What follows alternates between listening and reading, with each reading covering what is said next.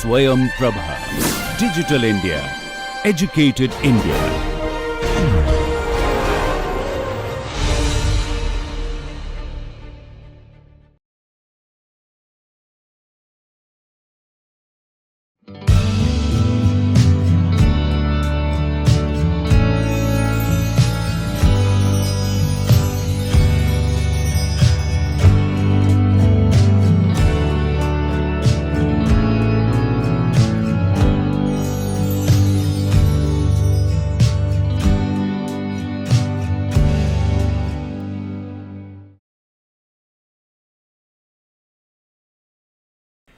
Good morning. Let us complete our discussion of Girish Karnad's plays with a last play, which is a shorter monologue called Broken Images. It was performed in Hindi also as Bikhre Bimb, and it was also enacted in Kannada. In Kannada, the Kannada version of the play had Arundhati Nag playing the protagonist. And in the English one that I watched, which was called Broken Images, you had Shabana Azmi playing the role of the protagonist, whose name is Manjula Naik. Now, it's an interesting form because the entire play is a monologue told from the perspective of the female protagonist, Manjula Naik, who is a Kannada writer, who has, after having written in Kannada for many years, has suddenly come up with an English novel. And you're introduced to the other characters of the play through Manjula Naik, although they don't really have any much of a speaking, they don't really appear on stage, and they don't have a speaking part.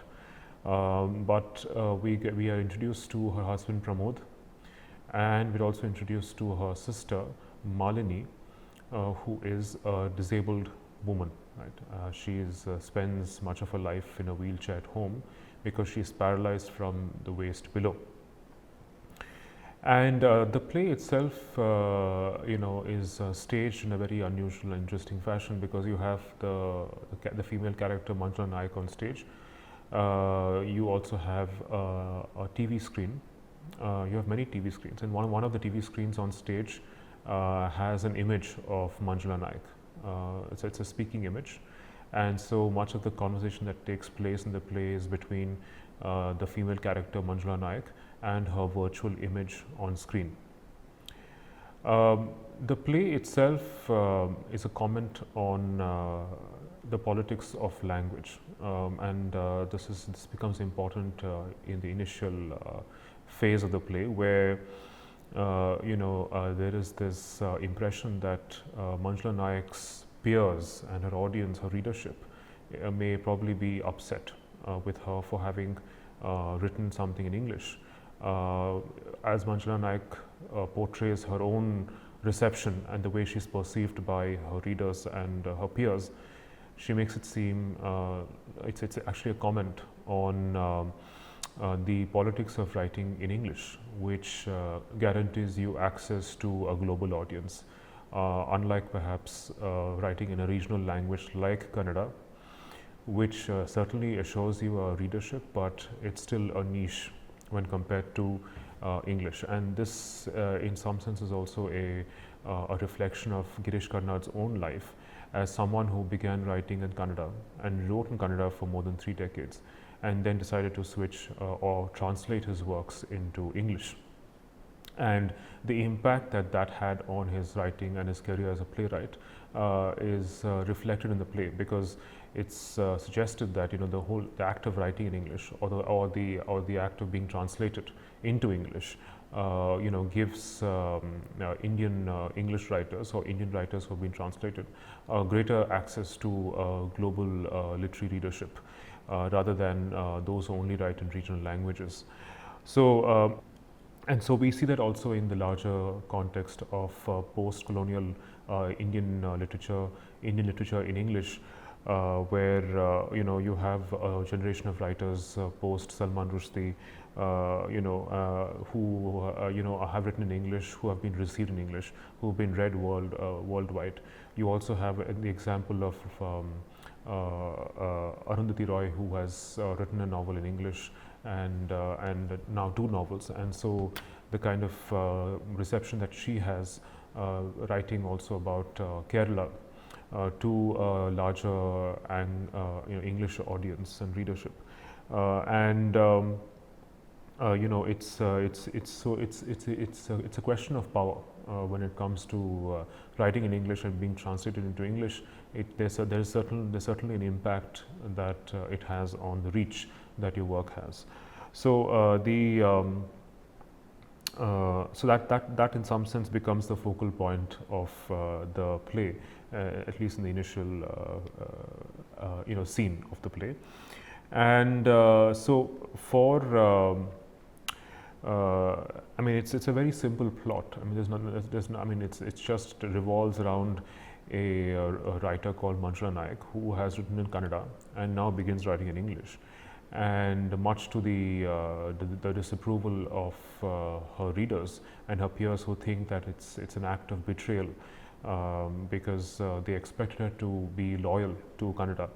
And there's this assumption that, as Manjula Nayak herself says, there's an assumption that writing in one's own regional language corresponds to an authentic self, an authentic sense of self. So you write in Kannada, and so that apparently is the only way one can express oneself and one's life world in the most sincere and authentic fashion, as opposed to writing in English, which is being considered as a foreign language, as something which is culturally foreign. So then there's this whole debate on what it means to write in English as opposed to writing in Kannada, and of course the play is discussing the question of I mean, it's relating the question of the politics of language with genre, right? So that the question of form becomes very important. Because the play is talking about a Kannada female writer who has written a novel and not a play, right? So writing, the whole idea of writing a play is in English does not, let's say, have the same acclaim, the same reputation, the same power that let's say writing a novel in English has. So it's a question of form is also very important. That you write in English, you write a novel in English, and it's published in English, and that seems to have a far greater prestige than let's say writing a play in English, or writing a play in Kannada and getting it translated into English. So it's also a question of form. So Manjula Nayak, in some sense dramatizes the debates that occur around the question of language, of what language to write in, what language to publish in, and questions of form, of what does it mean to actually write a novel in English when you have hitherto been a writer of Kannada. So the initial phase, the initial part of the monologue, Broken Images, is precisely about this. And later on, of course, there's a twist in the play when we realize that the English novel that Manjula has published in her name has actually been authored by her sister Malini Nayak, who is now dead. Right? So she has plagiarized her sister's novel and claimed it as her own.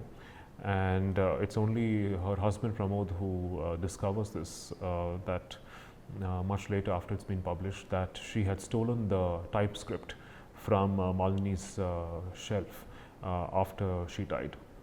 And there are lots of suggestions that Manjula, it's quite explicit that Manjula was very insecure of her sister. Despite the fact that the sister was immobile, but she had, I think Manjula admired and envied her sister for her flair for English, her ability to write in English, for the English speaking friends she had, and also for her beauty, the fact that she was a very beautiful woman even though she was physically challenged, and that she also suspects that perhaps her sister had a very intimate relationship with her husband Pramod, although it's not clear or it's not certain that it was a romantic relationship. So a lot of there are different instances in the play that suggest that the identity of being an author, or the identity of being a woman who who writes and who plagiarizes her sister's novel is a very mediated relationship. So an author has a very mediated relationship to language and to her reader. Right. And so it's not a direct relationship, but it's also, so the entire play seems to be about the politics of mediation, of the mediation of desire, and the mediated relationship that an author has to the figure of the author has to his or her writing and to his or her readership. Right. So it's not a direct determined relationship, but it's something which is mediated by many other cultural, economic, and political factors. So we need to actually explore this point of mediation in greater detail in the monologue. Right. So in the broken images, if you just pay attention to the opening stage directions of the play, it says the interior of a television studio, a big plasma screen hangs on one side, big enough for a close-up on it to be seen clearly by the audience. On the other side of the stage, a chair and a typically telly table, strong, wide, semicircular. At the back of the stage are several television sets with screens of varying sizes. A small red bulb glows above the table, high enough not to appear on the television screen. Manjula Nayak walks in. She's in her mid-30s or 40s and has a confident stride. She is wearing a lapel mic. It is immediately evident that she's at home in broadcasting studios. She looks around. Right? So the setting is of a television studio with a big plasma screen on one side, and on the other side there's a stage. Of the stage there's a chair and a telly table on which there are she sits, and behind the telly table you have several television sets with screens of varying sizes, and you have a small red bulb above the table which is high enough to not appear on the television screen. And Manjula Nayak appears as someone who is mid-30s, middle-aged, rather confident, and seems to be completely at home in the broadcasting studio. And you see how her relationship to the audience and the readership. I mean, I'm talking about the audience that's watching the play, as well as the readership, who is the potential readership of her novel. So it's an interesting irony or contrast between two media.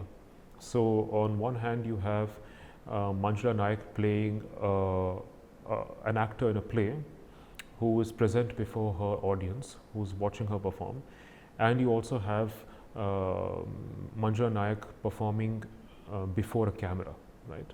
So the camera, so you see the difference between a play and a film or a camera recording of a talk, where in theatre you have a rather unmediated relationship with the actor.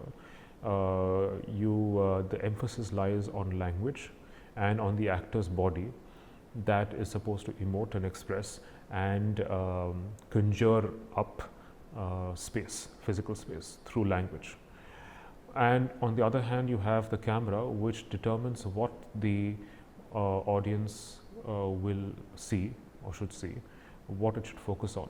And the emphasis of film may not be entirely on space and the actor's body, but may also be able to capture other time-space continuums, other layers of temporality, other experiences of time and space.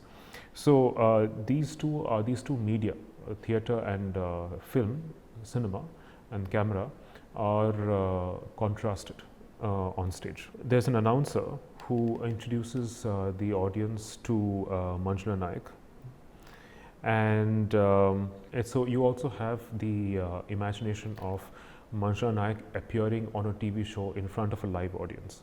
So the live audience could be the audience watching the play, but there could also be another audience which cannot be seen, which is watching her through the camera. So you have two layers. You have the layer of the physical space of the playhouse, and you also have on the stage, and you also have the invisible audience. So the audience is at once invoked as an absence as well as a presence in the play. So the announcer introduces her as someone who is a renowned Kannada short story writer, and who was also a lecturer in English. Again, is reflective of the bilingual status of many regional writers, writers who write in regional languages, who have to probably teach English because that's the only job they can get, which is even fairly decently paid job. But she's been writing in Kannada, and there's also a very self-reflexive, reference to the larger literary establishment of Kannada, but also which is true of many other Indian languages. So there are other Kannada writers who were lecturers in English, B.M. Shri Gokak Adiga. Right, so that's what the announcer says. You also have modern ones. He goes on to say Lankesh Shantinath Anantamurthy, and then there's A.K. Ramanujan. And so the novel that Manjula Nayak has published in English is called The River Has No Memories. And the announcer also mentions that she has made a lot of money through royalties from her British publishers who have published the novel to great acclaim. And the novel has become a bestseller all across the world. And so there is this initial reference to the fact that writing in English involves fame and a lot of money. And there's also this suggestion that there is that this whole idea of writing in English also implies selling oneself, almost prostituting oneself to a larger global audience and readership, where you sell yourself in order to actually potentially acquire. It's not guaranteed, of course, but potentially acquire greater recognition as opposed to writing in a regional language. And she mentions the two questions that many writers are normally asked, writers who have switched languages from, let's say, a regional language to English. The first question that she says she's been asked by her readers is that after having written in Kannada all your life, why did you choose to write in English all of a sudden? Do you see yourself as a Kannada writer or as an English writer? What audience do you write for? And variations on that theme. And then she says, she replies saying that she had foreseen how many people she would upset by writing in English. Many of the intellectuals, her peers, her writers, have accused her of betraying Kannada by writing in English. And she then responds saying, to these charges, she responds saying that writing in a particular language, does not necessarily mean that one is actually expressing one's true self, one's authentic self. There is no correspondence between language and an authentic sense of selfhood. So she says that it came to her spontaneously. She claims that she wrote in English because all her ideas, her thoughts, her feelings spontaneously burst out in English, she says. And then she also defends herself by saying that she's not abashed, she's not ashamed for writing in English, because even despite the fact that she knows that writing in English may guarantee her greater fame and money, so she doesn't seem ashamed of that, even though people have accused her of being not being true to the cause of Kannada, that of being corrupt and greedy. But then she feels that she's honest about it. She's honest about the fact that she wrote it also for the money, right? Not just for creativity, but also for money. So she also says later on she talks about the institutionalization of Indian literature, institutions like the Sahitya Academy, and what they have to say about the politics of language and form. So while her British publishers appreciate her novel because they think it is so Indian, it captures the Indian self really well, there are other Indian writers who feel that English is a medium of dishonesty. That's what Manjula Nayak quotes, saying that for many Indian writers, English is a medium of dishonesty. Of course, one could also ask how many Kannada writers are honest in what they write in Kannada. But if you did that, you'll be immediately condemned as a traitor. You can't win. So writing in Kannada doesn't necessarily mean that you're being authentic and sincere. Just like how writing in English does not necessarily mean that you're being inauthentic and lacking in sincerity. Recently, the president of the Central Sahitya Academy, the National Academy of the Letters, who shall remain nameless, declared that Indians who write in English do so in order to make money. That by writing in English, they confess their complicity in the global consumer market economy. He, of course, spoke in English. Speaking in English, as you know, gives you the authority to make oracular pronouncements on Indian literatures and languages. But my response to the charge that I write in English for money would be, why not? Isn't that a good enough reason? Would you like to see what royalties I earned when I wrote in Kannada? Yet the accusation hides, or perhaps reveals, a grim anxiety. As is clear from the dictum of the president of the academy, what is at issue is not creativity but money. What hits everyone in the eye is the money a writer in English can earn. The advance I receive from my novel, the advance only, mind you, helped me resign my job and concentrate on writing. Of course, it is a cause for jealousy. Having struggled in Kannada, I can understand that. A Kannada proverb says, a response is good, but a meaningful response is better. Meaningful, artha purna. The Kannada word for meaning is artha, which also means money, and of course fame, publicity, glamour, power. Right? So she is not abashed, she is not ashamed, and she does not defend herself at this charge of intellectual prostitution. She says that I'm perfectly fine writing for the money, and the money, the royalties I've received, as opposed to the petty royalties I received for writing in Kannada, have enabled me to resign my job and concentrate, be a full-time writer. The second question that she's asked about is the book itself, and the second question is more about the question of representation, because she claims to have represented the life of her sister Malini, who is disabled. Right? And so her readers often ask her, how is it possible that she's able to represent the life of a disabled woman with such fidelity, with such accuracy. Right? I mean, they are quite amazed by the intimacy, the familiarity with which she's able to recount the life of her sister, as though she were herself disabled. Right? So, it's a whole question of experience in fiction, that is fiction a direct, unmediated representation of social reality, or is it a mediated relationship? Right? So, the novel, I mean, the play itself is really about the status of fiction and the kinds of truth claims that fiction makes. What is the status of fiction? Is fiction true, or is fiction false, or is fiction neither? Right? And what's the register of fiction? Then she also she describes her sister's life, and she says she was physically challenged, suffered from what is technically called meningomyelocele. The upper part of her body was perfectly normal. Below the waist, the nervous system was damaged, completely dysfunctional. And there were a series of operations that Malini had to undergo, which reduced her existence to being an invalid, spending her entire life confined to a wheelchair. 6 years ago, Manjula says, my parents died. She came to stay with us in our house in Jayanagar, and I nursed her. During the last few months, it was quite clear she didn't have much time left. I am childless, and she became my child. Truly, the book is about her. I have dedicated it to her memory. She died last year, just a few months before the book came out. I have tried to relive what I learned about her emotional life as I nursed her, tended to her, watched helplessly as she floated into death. I miss her. I miss my beautiful, gentle sister. So she portrays herself as a caregiver who has witnessed her sister dying, and she says that she's the only character. Her sister is the only character in the novel drawn from life, right?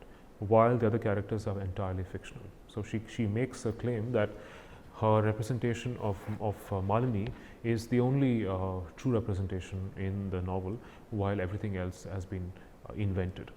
So the monologue talks about this whole idea of fiction and fictional representation of reality, which will always be an oblique representation, right? So even if we were to know from the very beginning that the novel was written by Malini, right, and Malini was the real author of the novel, would we then be able to say that this is a true and authentic representation of the reality of what it means to be disabled?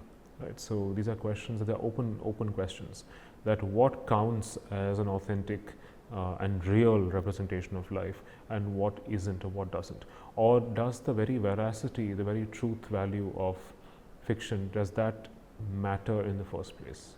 I mean, this is not to condone works of fiction that are blatantly distort history and distort the experiences of people, but to then say that fiction is a true and accurate representation of reality would also not then be accurate, because fiction has certain liberties, can take certain flights of imagination, which may not necessarily be a direct, or probably never is, a direct representation of reality. And in fact, it's precisely the unmediated metaphorical relationship that fiction has to reality which makes reality perhaps seem a lot more real than it is in reality, right? And of course, this is just a theoretical category, but then we also then consider the fact that reality is always already mediated by language and by our perceptions of it. And then the image comes on the plasma screen, and the camera never seems to go off, right? So the camera, the whole idea of exposing oneself to the camera becomes a self-conscious exercise in self-dramatization, because Manjula is now exposing herself, right? She's exposing what she has done, and she's exposing her vulnerabilities, her insecurities before the camera. And there's no escape for her. Right. Everything she says, every expression of hers is recorded and telecast to a wider audience whom she cannot see. So it's the gaze of the camera that's fixed on her, and she is the object of the gaze. And she finds it very hard to shrug off the power of the gaze. And the image also comes across as probably, and the image is very ironic and self-conscious, because the image describes itself as perhaps the subconscious, the unconscious, the repressed in Manjula's own psyche, right? So, and the image says that I'm after all only you, right? I am you, and so it becomes this interesting self-dramatization of the character of Manjula Nayak through her conversations that she has with herself, with the plasma, with the virtual image on the screen. They're about to show a Kannada telefilm about Manjula Nayak in the novel, but that's not shown, and instead it's Manjula's own image that appears on screen. And the image constantly interrogates, dissects and interrogates Manjula's life, right, and her relationship with her sister and her husband. And again, this whole interrogation is again questioning, probing the truth value, the veracity of the novel. And the image seems to be ridiculing her at some level. The image says, if one had to comment, in the extreme case that one had to, that bit about your sister Malini, the tears, that could have been played down.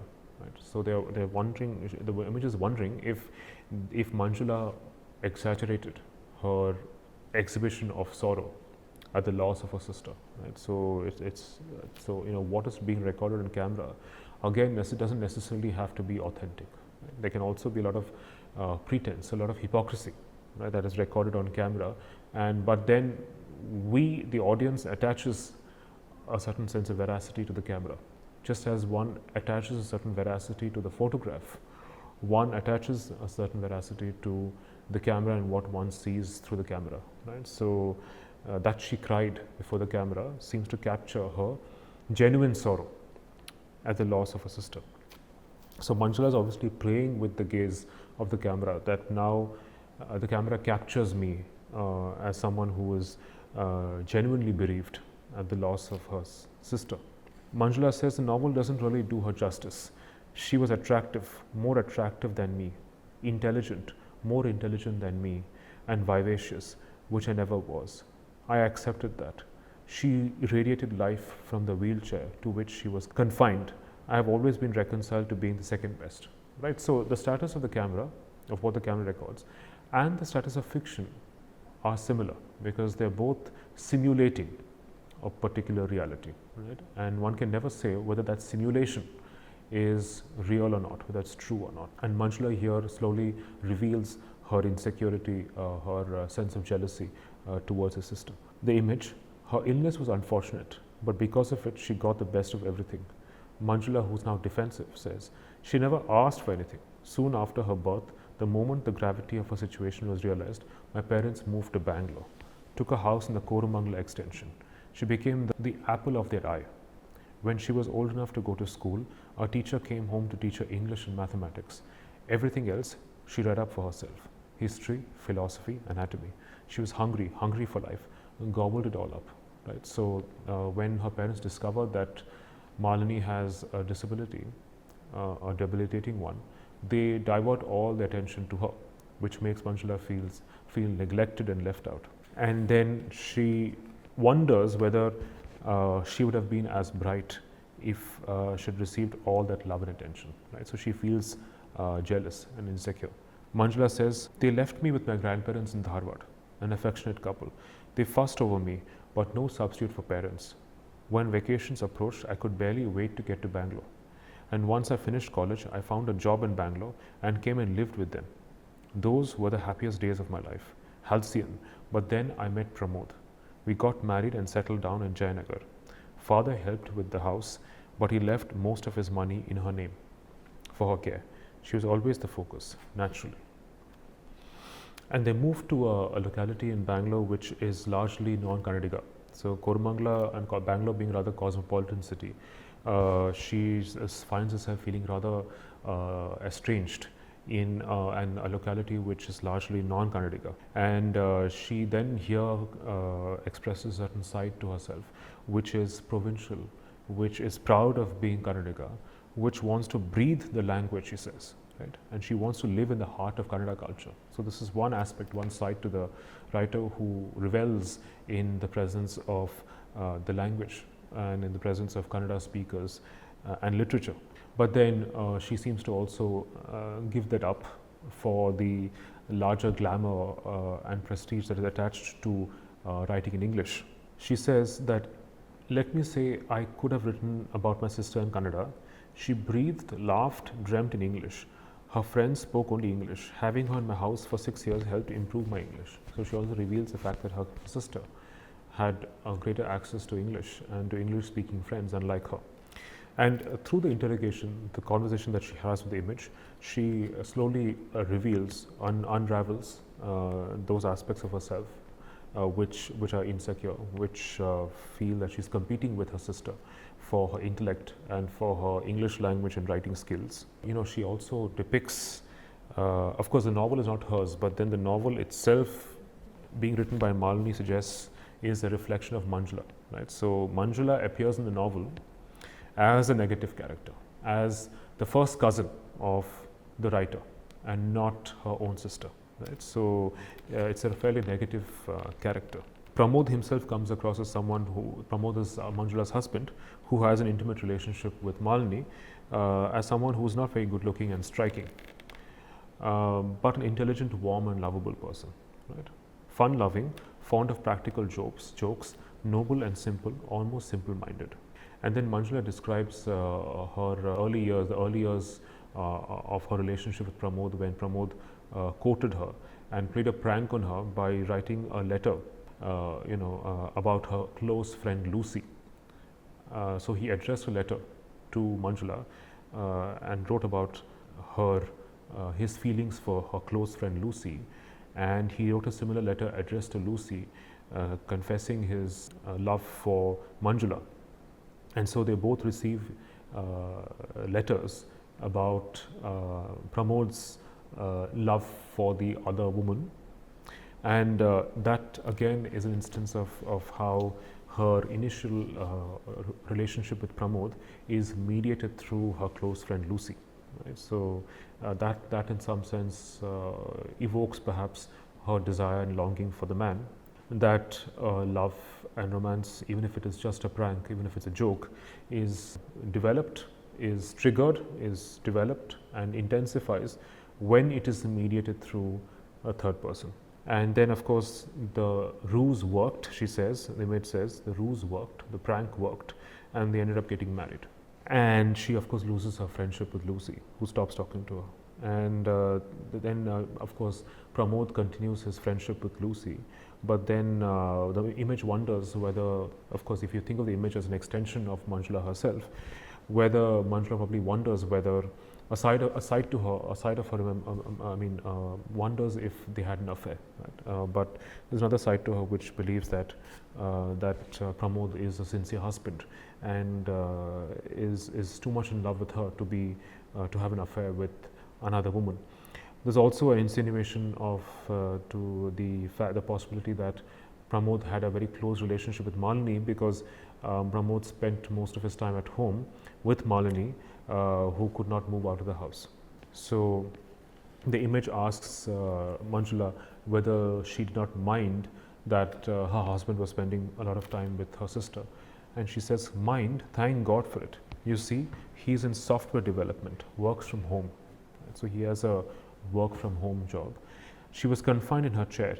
Can you imagine what would have happened if they hadn't got on? He's basically a two-woman man. I used to call him Tirupati Timmappa. Right? So she almost seems to desire her husband because there are other women who desire him. Right? So even her love and her desire for her husband are mediated by other women in his life. And then suddenly Manjula is very upset that the image is constantly interrogating her relationship and her marriage and her private life, and then she is on the verge of trying to switch off the image by pulling off the wire and the plug, but then she's unable to do it, and then they continue the conversation, and the image says that it is trapped in an existential angst, in an existential situation in the camera. It's almost like as though Manjula is unable to escape from her own gaze, her own self gaze. She's trapped in her own conscience, in her own psyche, right? Because her psyche is torn apart by these contradictions, of on the one hand wanting to be an autonomous, independent, well-known, famous, acclaimed writer in English, and on the other hand being attached, having her loyalties towards Kannada culture, Kannada literature, and the whole image of the double of a sister who seems to have greater access to English, has grown up with English speaking friends, and is the actual author of the English novel that she has plagiarized, and the insecurity of being married to a man who is attractive and who has drawn the attention of many other women, right? So nothing that belongs to her she can actually call her own, right? So Manjula is constantly feels estranged and alienated from her life, right? From everything that she thinks belongs to her, right? So she's always estranged from her writing, partly because by virtue of being an author, she is concealed by language. She is displaced by the very novel that she writes. And the reader's relationship is with the novel and not necessarily with the author.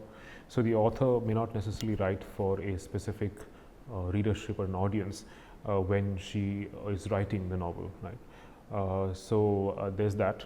So so everything out here is the relationship of the author to her own name, to literature, to her own writing, to the readers she writes for, right? To her husband in this case, or to her sister. Everything is mediated by language and by representation, right? And this is when the image parodies itself, anticipates the interpretations that one may have, psychoanalysts may have of the image. There was a time when critics would have said, I was your conscience, like in the good old Hindi films. The hero reaches out for the money and suddenly his shadow starts speaking. Don't. That money is meant for your father's medicines. Do you want to break your mother's heart? Or it could be his image in the mirror. But those simple days are gone. Today I would have to be a Freudian unconscious. Everything you censored, repressed material, forbidden impulses, taboo recollections, a dream, bad dream. Actually, I could be an interpretation of a bad dream. The image giggles. Sorry about that. Look, you ask me who I am. Does one ever know who one is? It's the ultimate question, isn't it? Where did I come from? Where am I going? You are the English lit person. Hamlet started it all. You should know. No use asking me. We could go back to Narcissus, of course. He loved his image, which is more than can be said about you. What about the romantic period? The doppelganger, Dr. Jekyll and Mr. Hyde, the picture of Dorian Gray. And if you're willing to go beyond Inglit and consider Russian literature, Dostoevsky is the double. Jacques Lacan would have embraced me if he were here. I'd be quite happy to be a central, transcendental signified. You could deconstruct me out of existence. So this is, of course, echoing the potential psychoanalytic interpretations of what it means to have an image as an extension of oneself, as a double, as a doppelganger. Then there's the instance of Sita, which the image gives. Sita, yes, take Sita. As her other, there was a Maya Sita, the illusory Sita. According to some versions of the Ramayana, it was actually the illusory Sita that Ravana carried off. And then in the later sections of the epic, Rama replaces the absent Sita with a golden image. It seems as if the men in the Ramayana never got to the real Sita. So the whole question really is about the ontology. What is the ontology and what is the epistemology of the self, right? So who is the real self, right? How does one arrive at the real authentic self? Through language, through representation, through relationships, right? So who is, through perception, who is the real self? How does one determine the reality of the self? Is it possible to capture a real self that is not always already mediated by language and structure? And the image somehow tries to convince Manjula to actually confess that she has plagiarized the novel. And then Manjula confesses that Pramod wanted to move to the United States because he gets a job in Los Angeles for being a software wizard, right? So he decides to move. She claims that she was invited to New York after the novel was released, and there was much fanfare in the opening inauguration of the release of the novel. And she gets an email from her husband from Los Angeles congratulating her on the novel. And all this happens soon after Malini dies. Pramod moves to Los Angeles, and Malini is awarded for the release of the novel. And she also recounts how Malini was very upset when Pramod got an offer from the US.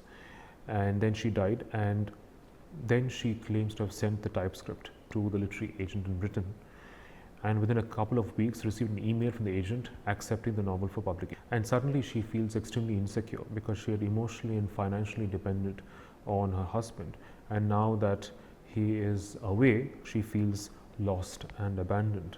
And then she realizes that her husband knows that she is responsible for having plagiarized the novel, and that she has plagiarized her sister's novel by stealing the typescript soon after she died and submitting it to a British literary agent. She finally confesses that her marriage broke down because of the fact that she plagiarized her novel from Malini, and that she allowed herself to get insecure to compete with Malini. And she's constantly trying to convince herself that her husband didn't have an affair with sister, but then it remains ambiguous. Perhaps they did have an intimate relationship, although the nature of the relationship remains uncertain. But then that becomes a cause for great insecurity and jealousy in Manjula. Manjula confesses towards the end, I did not steal it, she tells the image. Malini liked to sign herself M. Nayak. My letter accompanying the manuscript was signed Manjula Nayak. The agent obviously thought we were the same person. His reply arrived at Pramod's email address. We shared a computer, you see. Why does a Kannada writer need a computer anyway? He printed off a copy of the reply and left it for me on the kitchen table. As I read the email, I could sense him watching me. From his corner, I decided to face him. How can you accuse me of plagiarism? I wanted to demand. Are you implying I knowingly stole my sister's novel? I knew he would deny any such insinuation. I was raring to pitch into him, wring the truth out of him. Why don't you say what is on your mind? I wanted to go on. You know it was a genuine mistake. The agent is an Englishman, unfamiliar with Indian names. So she tries to pass off the novel. She very well knows that she is plagiarizing the novel, but she tries to pass it off as a mere accident. Instead, I heard myself asking, why did you leave the email message on the kitchen table? He looked nonplussed, and it wasn't what I had meant to ask. But I had to plunge on. You know, I have a study of my own, a desk at which I work. Oh, I'm sorry, he said. Picked up the message from the kitchen table, took it into my study and plonked it down on my writing desk. Here, the message. That was it. He pretended he didn't know what I was getting at. but he did know. You could see it in his anger. He had never been so angry before, not with me. The subject was never mentioned again. Right? So the husband, of course, realizes much later, after the novel has been published, that Manjula is responsible for plagiarizing the novel, and so he is furious with her.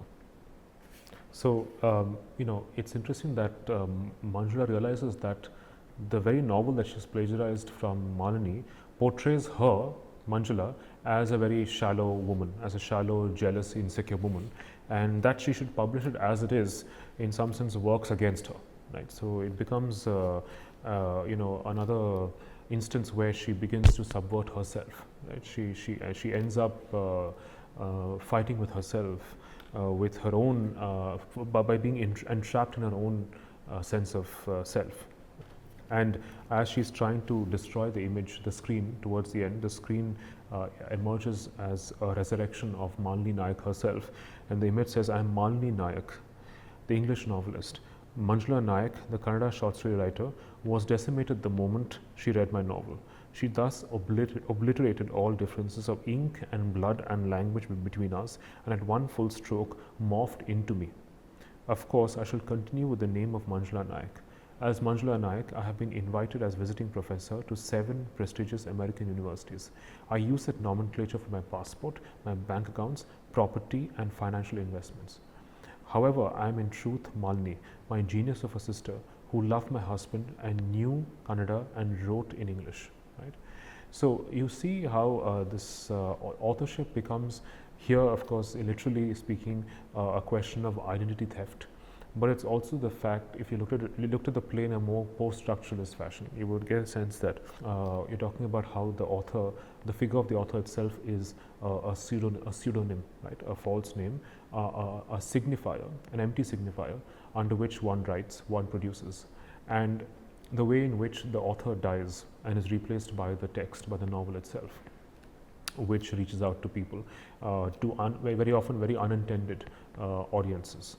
So that, in some sense, presents the 2 layers of the play, right? Of how the play becomes a literal metaphor for plagiarism, but for the way language takes the place of the author, and the author becomes a mere empty signifier, right? That doesn't signify anything as such. Right? There's no essential self to be revealed behind the persona of the author, and that meaning, in some sense, is also being deferred. Right? So you don't really get a sense of who the real Manjula is until towards the end, when she's morphed into one. Both the sisters become one, but then but then there is no essential identity to Malini Nayak either. Right? So it's just a claim that one makes towards one's own sense of identity, which remains illusory. Right? There's the sense of self, the act of identifying oneself as oneself remains fragile and illusory towards the very end. Okay, thank you.